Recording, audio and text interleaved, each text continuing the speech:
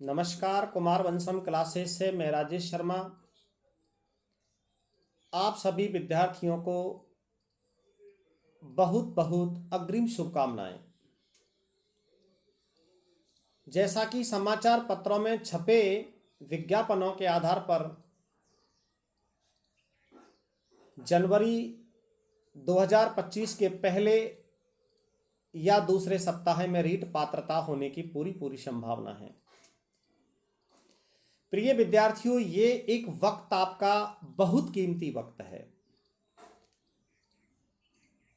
इस समय आप कंफ्यूज के चबूतरे पर बैठे हैं। आप ये तय नहीं कर पा रहे हैं कि हमको क्या करना होगा, कौन सा इंस्टीट्यूट ज्वाइन करना होगा, किस टीचर के सानिध्य में जाकर के अध्यापन कार्य करें, कहाँ हमें सफलता मिलने के सुअवसर प्राप्त होंगे, आदि आदि बातों को लेकर के आप बहुत कंफ्यूज हैं। आइए दोस्तों, किसी भी इंस्टीट्यूट में क्लास ज्वाइन करने से पहले आपको कुछ बातों को ध्यान में रखना चाहिए, जिन्हें मैं अवगत करवा देता हूं। दोस्तों, अग्रिम शुभकामनाओं के साथ मैं आपको बधाई देते हुए कह रहा हूं कि आप पहले ये डिसाइड कीजिएगा कि मुझे XYZ किसी भी इंस्टीट्यूट में एडमिशन लेना है। सारे इंस्टीट्यूट अच्छे हैं, लेकिन पहले प्लान आपको स्वयं को करना होगा कि आप कौन से इंस्टीट्यूट को डिसाइड करते हैं। आपने जो इंस्टीट्यूट डिसाइड किया है, आप उस इंस्टीट्यूट में जाइए। वहां जाकर के आप 2 बातें 4 बातें पूछिए। आप अपने आप को एक बार वहां जाकर के एडमिशन लेने से पहले सांत्वना भरी बातों से कोचिंग इंस्टीट्यूट से क्लियर कीजिए। जैसा कि मैं तुम्हें बता दूं कि एडमिशन लेने से पहले आप ये देखो कि आप जिस इंस्टीट्यूट को दिमाग में तय कर चुके हैं, वह इंस्टीट्यूट, वह कोचिंग संस्थान क्या शिक्षक भर्ती का काम करता है। यदि वह कोचिंग इंस्टीट्यूट केवल और केवल शिक्षक भर्ती पर काम करता है, आप वहां एडमिशन लीजिए।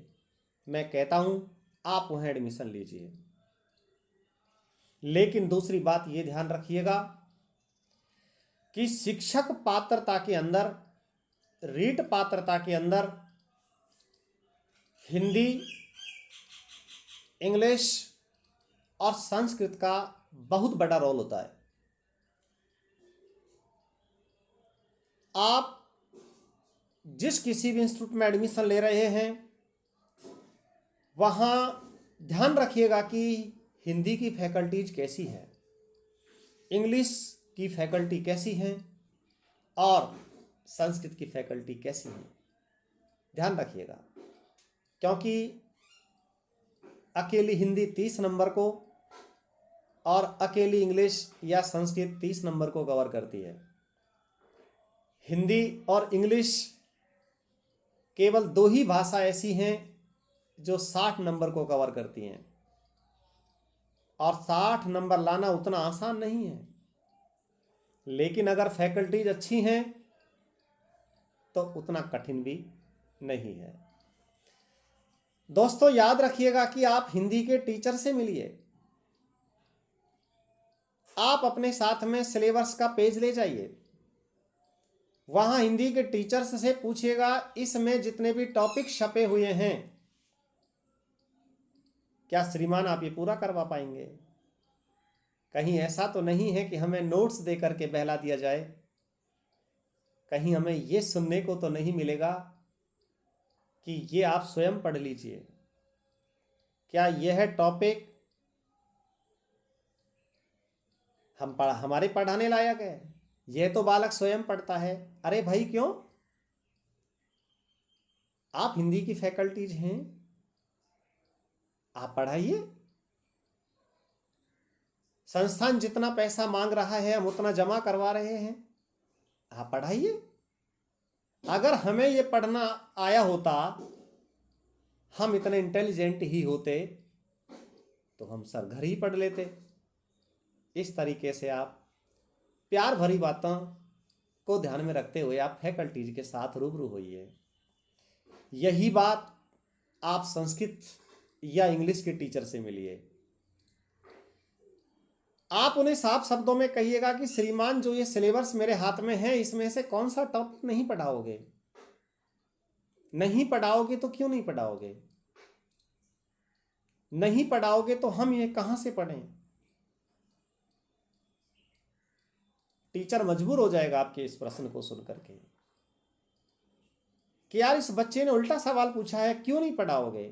तब टीचर आपको स्वयं बता देंगे कि मैं पढ़ाऊंगा। आपको यही तो कहलवाना है कि मैं पढ़ाऊंगा। लेकिन याद रखिए, भाषा में इंग्लिश और संस्कृत दोनों जो पेपर आते हैं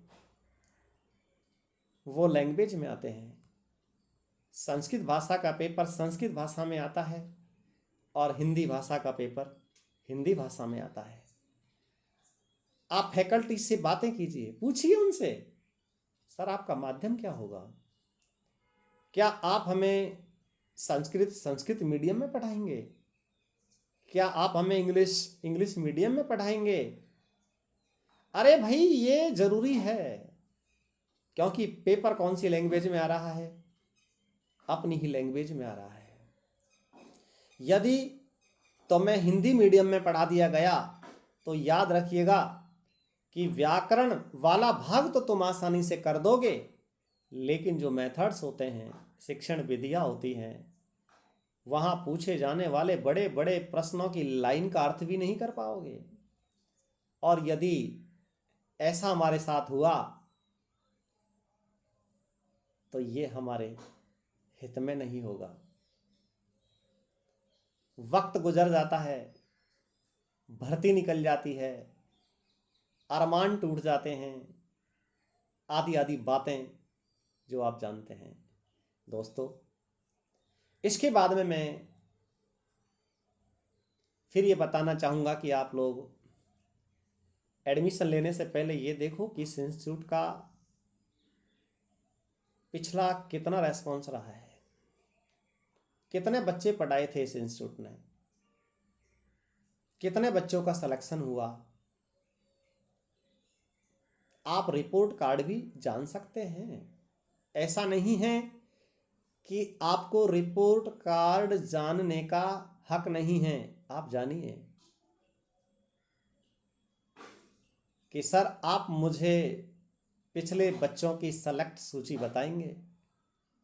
आप जानिए, इंस्टीट्यूट देगा। ये बातें ध्यान रखनी है। इसके बाद में ध्यान रखिएगा कि अन्य सब्जेक्ट की जो फैकल्टीज हैं वो नए टीचर तो नहीं है, क्योंकि वर्तमान में मैं देख रहा हूं कि नए नए टीचर उभर करके आ रहे हैं। जो पुराने टीचर थे, फैकल्टीज थी, उनका अस्तित्व खोता सा नजर आ रहा है मुझे। नए टीचर नए ही होते हैं और पुराने टीचर पुराने ही होते हैं। लेकिन यहाँ मैं नए और पुराने को लेकर के किस विषय में बात कर रहा हूँ, ये देखिएगा। क्या वह टीचर किसी इंस्टीट्यूट में पहले पढ़ा चुका है? क्या उसे अनुभव है? कंपटीशन में प्रश्न कैसे आते हैं, ये उसे अनुभव है? आप जानिए। आप उस टीचर के द्वारा उस इंस्टीट्यूट में लिए गए पिछले पेपरों को देखिए।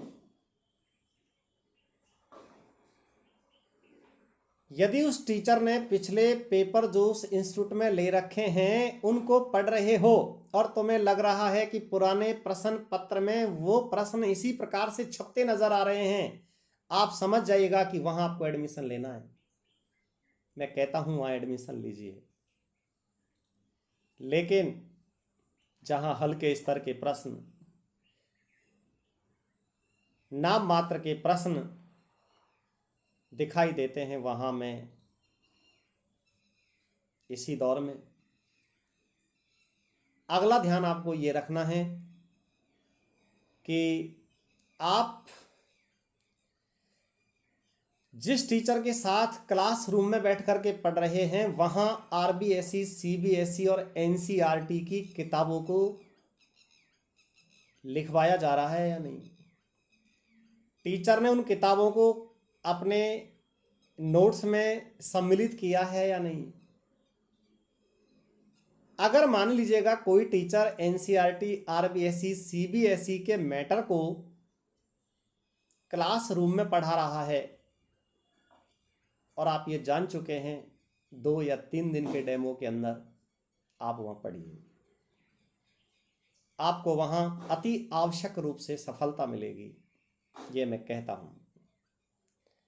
तो दोस्तों, मैंने आपको जितनी भी ये बातें बताई, इन सभी बातों को ध्यान में रखते हुए अगर आप किसी भी इंस्टीट्यूट में एडमिशन लेते हैं तो वहाँ तुम्हें सफलता अवश्य मिलेगी, गारंटेड मिलेगी। ये बात मैं मेरे अनुभव के आधार पर कर रहा हूँ। तो दोस्तों, इन सभी बातों को ध्यान में रखते हुए आप किसी भी अच्छे इंस्टीट्यूट में एडमिशन लीजिए। मेरी शुभकामनाएं, और वो भी अग्रिम रूप से शुभकामनाएं आपके साथ हैं कि मुझे बेहद खुशी होगी कि आप शिक्षक बनेंगे, देश का भविष्य बनाने वाले बनेंगे। तो दोस्तों, मैं राजेश शर्मा की तरफ से आप सभी विद्यार्थियों को अग्रिम शुभकामना देता हूँ। शुभ दिन।